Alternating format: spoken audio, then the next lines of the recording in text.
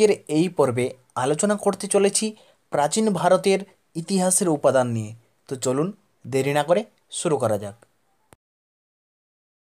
অতীত সম্পর্কে মানুষের জানার আগ্রহ বরাবরের, আর অতীত ঘটনাই হলো ইতিহাসের বিষয়বস্তু। আর এই সমস্ত অতীত ঘটনা জানার জন্য যে সমস্ত তথ্যের উপর ঐতিহাসিকেরা নির্ভর করেন, সেই নির্ভরশীল তথ্যগুলিই হলো ইতিহাসের উপাদান। প্রাচীন ভারতের ইতিহাসের উপাদানকে মূলত দুভাগে ভাগ করা হয়ে থাকে, যথা প্রত্নতাত্ত্বিক উপাদান এবং সাহিত্যিক উপাদান। প্রাচীন ভারতের ইতিহাসের উপাদান প্রত্নতাত্ত্বিক উপাদান এবং সাহিত্যিক উপাদান। প্রত্নতাত্ত্বিক উপাদানের অন্তর্গত লেখমালা, মুদ্রা এবং স্থাপত্য ভাস্কর্য। অপরদিকে সাহিত্যিক উপাদানের অন্তর্গত দেশীয় সাহিত্য এবং বৈদেশিক সাহিত্য। আমরা আজকের এই পর্বে মূলত প্রত্নতাত্ত্বিক উপাদান নিয়ে আলোচনা করব। আপনাদের এই ছকটি প্রয়োজন থাকলে ভিডিওটি পজ করে স্ক্রিনশট করে রাখুন। প্রত্নতাত্ত্বিক উপাদান প্রাচীন ভারতের ইতিহাস রচনায় সাহিত্যিক উপাদানের চেয়ে প্রত্নতাত্ত্বিক উপাদান অনেক বেশি গুরুত্বপূর্ণ। খনন কার্যের ফলে মাটির তলা থেকে অতীত দিনের তৈরি বা অতীতে ব্যবহার করা যেসব জিনিসপত্র আবিষ্কৃত হয় তাই প্রত্নতাত্ত্বিক উপাদান, যেমন লেখমালা, মুদ্রা, স্থাপত্য ভাস্কর্য ইত্যাদি। লেখমালা প্রত্নতাত্ত্বিক উপাদানগুলির মধ্যে প্রথমেই লেখগুলির স্থান।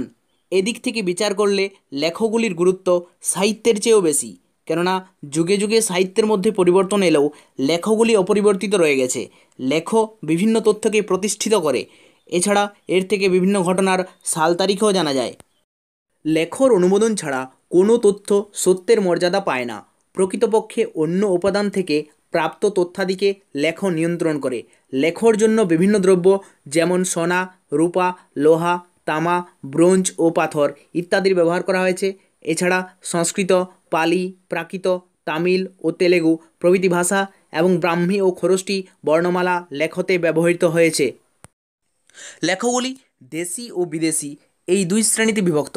যুদ্ধবিগ্রহ, জন্মমৃত্যু বা বিশেষ কোনো ঘটনাকে স্মরণীয় করে রাখা, মন্দির নির্মাণ, ভূমিদান, ধর্মপ্রচার বা রাজকীয় নির্দেশ প্রচার প্রভৃতি বিভিন্ন উদ্দেশ্যে লিপি উৎকীর্ণ করা হতো।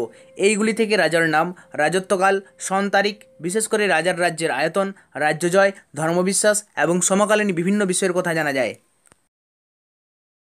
এই বিষয়ে সম্রাট অশোকের 13টি শিলালিপির গুরুত্বের কথা উল্লেখ করা যায়। অশোক তার লিপিগুলিতে সাধারণভাবে ব্রাহ্মী ও খরষ্টি লিপি ব্যবহার করেছিলেন। অশোকের লেখগুলি স্তম্ভগাত্রে, শিলাখণ্ডে এবং গিরিগুহায় পাওয়া গেছে। এগুলি প্রধান ও অপ্রধান দুই শ্রেণীতে বিভক্ত। এই লেখগুলিতে রাজ্যজয়, বৌদ্ধ ধর্মগ্রহণ, ধর্মবিজয় নীতি ইত্যাদি বিষয়ে অশোকের অভিজ্ঞতা ও বক্তব্য বৃদ্ধিত আছে। অশোকের পরবর্তী লেখগুলিকে সরকারি ও বেসরকারি এই দুই শ্রেণীতে বিভক্ত করা হয়, যথা 1 প্রশস্তি এবং 2 ভূমিদান বিষয়ক। প্রশস্তি সময়ের মধ্যে হরিসেন রচিত সমুদ্রগুপ্তের এলাহাবাদ প্রশস্তি, গৌতমী বলশ্রী রচিত সাতকর্ণীর নাসিক প্রশস্তি ও সক্ষত্রপ রুদ্রদামনের জুনাগড় শিলালেখ থেকে তাদের রাজ্যজয় ও জনকল্যাণমূলক কাজের বিবরণ পাওয়া যায়। এছাড়া গোয়ালিয়র প্রশস্তি, আইহোল প্রশস্তি, উমাপতি দহর রচিত দেওপাড়া প্রশস্তি থেকে প্রতিহার রাজ গোজ, চালুক্যরাজ দ্বিতীয় পুলকেশী এবং বাংলার সেনরাজ বিজয় সেনের কীর্তিকাহিনী জানা যায়। কলিঙ্গরাজ খারবেলের হাতিগুম্ফা লেখ প্রশস্তি না হলেও এতে খারবেলের বংশানুক্রমিক বিবরণ আছে। ভূমিদান সম্পর্কিত দলিলগুলি দুদিক থেকেই খুব মূল্যবান। মুদ্রা প্রাচীন ভারতের ইতিহাসের উপাদান রূপে মুদ্রা এক ধরনের দলিল। এমন অনেক শাসক ছিলেন যাদের অস্তিত্বের কথা জানা যায় কেবলমাত্র মুদ্রা থেকে, যেমন ব্যাক্ট্রিয় গ্রিক শাসকরা। সাহিত্য থেকে আমরা যে তথ্য পাই, মুদ্রা তার সত্যতা যাচাই করে। তারিখ সম্বলিত মুদ্রা কাল পরম্পরা নির্মাণে এবং তারিখবিহীন মুদ্রা থেকে রাজার নাম পাওয়া যায়। মুদ্রার গুণগত উৎকর্ষ বা অপকর্ষ তৎকালীন সময়ের রাজনৈতিক ও অর্থনৈতিক পরিচয় বহন করে। উন্নত স্বর্ণমুদ্রা সমৃদ্ধি ও অন্যদিকে হীনমানের মুদ্রা অর্থনৈতিক সংকটের পরিচায়ক। মুদ্রায় প্রাপ্ত দেবদেবীর মূর্তিগুলি রাজধর্মের সাক্ষ্য বহন করে। মুদ্রার প্রাপ্তিস্থানগুলি বিভিন্ন অঞ্চলের সঙ্গে বাণিজ্যিক সম্পর্ক ও সাম্রাজ্যের আয়তন সম্পর্কে ধারণা পাওয়া যায়। দুটি দেশের মুদ্রা তুলনা করলে উভয়ের সাংস্কৃতিক সম্পর্ক ধরা পড়ে, যেমন গুপ্ত, কুষাণ ও রোমান মুদ্রার মধ্যে মিল। গুপ্ত রাজাদের রাজত্বকাল সম্পর্কেও মুদ্রা তথ্য প্রদান করে, যেমন সমুদ্রগুপ্তের মুদ্রাগুলি। এর মধ্যে তার বীণাবাদনরত মুদ্রা থেকে সমুদ্রগুপ্তের সঙ্গীত প্রতিভার পরিচয় পাওয়া যায়। স্থাপত্য ভাস্কর্য স্থপতির কর্ম, অর্থাৎ গৃহাদির নির্মাণ কার্য বা নির্মাণের শিল্পই স্থাপত্য।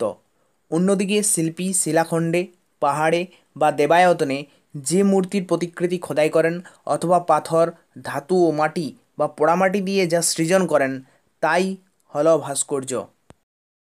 স্থাপত্য ভাস্কর্য বলতে বোঝায় মঠ, মন্দির, দুর্গ, অট্টালিকার ধ্বংসাবশেষ, সমাধিস্তম্ভ, স্মৃতিস্তম্ভ, মৃৎশিল্প, মৃৎপাত্র ও বিভিন্ন তৈজসপত্র।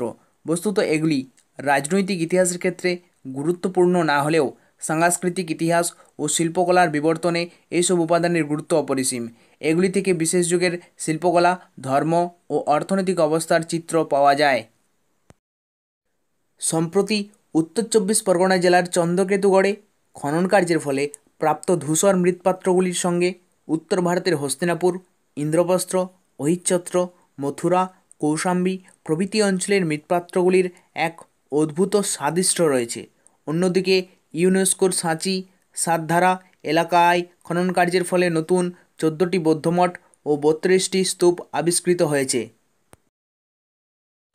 আজকের এই পর্বে আমরা আলোচনা করলাম প্রত্নতাত্ত্বিক উপাদান নিয়ে। পরবর্তী পর্বে আমরা আলোচনা করব সাহিত্যিক